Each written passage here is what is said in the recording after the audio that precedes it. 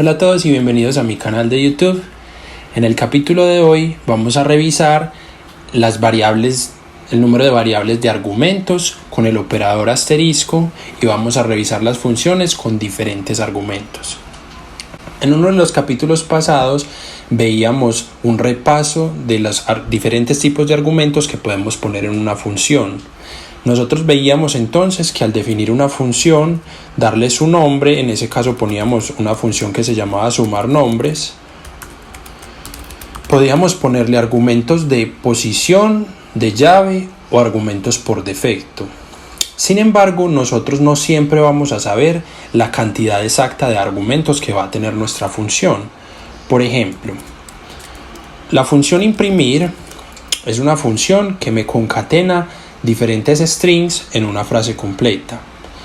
Por lo tanto, yo le podría decir a mi función print que me imprima el string Felipe. Y ella lo va a imprimir sin ningún problema. Aquí está, Felipe. Sin embargo, si yo quiero que imprima más de un string, entonces podría decirle, por ejemplo, coma, y que imprima también Renza, y también lo va a imprimir. Y podría decirle coma, y que imprima también Chavarría, y también lo va a imprimir. Entonces miren que la función print imprime todos los strings que yo le ponga dentro de los paréntesis, que los ponga como argumentos. Pero al momento de crearla, entonces yo no podría ponerle como argumentos, por ejemplo, de posición, no podría ponerle nombre 1 o string 1, string 2, string 3, porque yo no voy a saber de antemano cuántos strings el usuario va a ingresar en la función. Para esos casos me funciona el operador asterisco. Vamos a crear una función que se llame orden y vamos a suponer que esta función la estoy utilizando en un restaurante. Cuando los clientes realizan su orden, realizan su pedido, esa cantidad de elementos se van a ingresar dentro de la función y al final lo que la función va a hacer es va a imprimir el pedido de ese cliente. Nuestra función entonces se llama orden. Aquí dentro de los paréntesis voy a poner primero, por ejemplo, elemento 1 como argumento posicional, coma, elemento 2, coma, elemento 3. Vamos a dejarlo así. Es una función que tiene 3 argumentos. Aquí dentro de la función, dentro del cuerpo de la función, voy a decirle que me regrese. Vamos a decirle que nos regrese acá, que nos regrese un string f que va a decir la orden está compuesta por elemento 1, elemento 1, elemento 2 y elemento 3. Listo, ahí está nuestra función.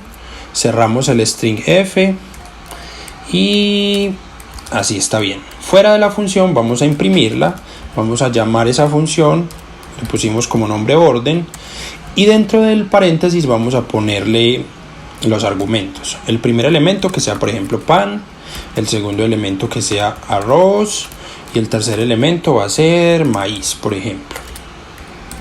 Listo, guardamos y corremos y miren que efectivamente la función está correcta. Acá se imprimió la orden, está compuesta por pan, arroz y maíz.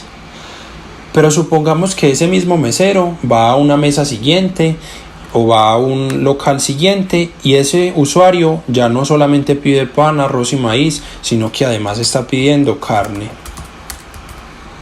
Entonces pongámoslo ahí, carne. El usuario también me pidió carne. Si yo imprimo, miren que esto me da un error y me dice que nuestra función orden toma únicamente 3 argumentos posicionales y nosotros le estamos dando 4.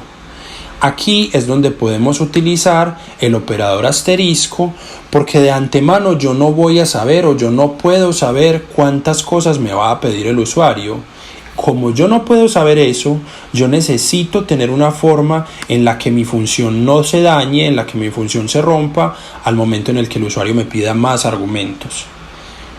Aquí en nuestra misma función definida como orden, en vez de poner cada uno de los elementos explícitamente, vamos a poner el operador asterisco y vamos a escribirle lista de elementos, y acá dentro de nuestro string f, en vez de que él retorne cada uno de los elementos de forma independiente, vamos a decirle que nos regrese esa lista de elementos. Vamos a guardar y vamos a correr la función. Y miren que en este caso la función funciona, valga la redundancia, me imprime el pan, arroz, maíz y carne. Pero esta función hace el mismo trabajo si le quito, por ejemplo, esa carne y el maíz y le dejo solamente pan y arroz, y miren que imprime solamente esos dos. O inclusive si le dejo únicamente el pan, pues entonces imprime únicamente el pan. Y está funcionando de la misma manera que veíamos al inicio que funciona el elemento print, la función print. Eso es lo que hace este operador asterisco.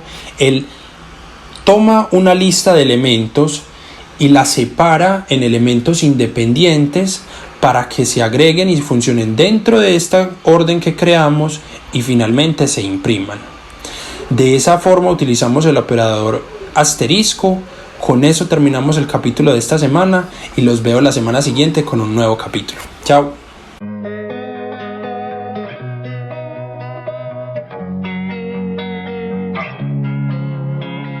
Losing time, I'm fading fast.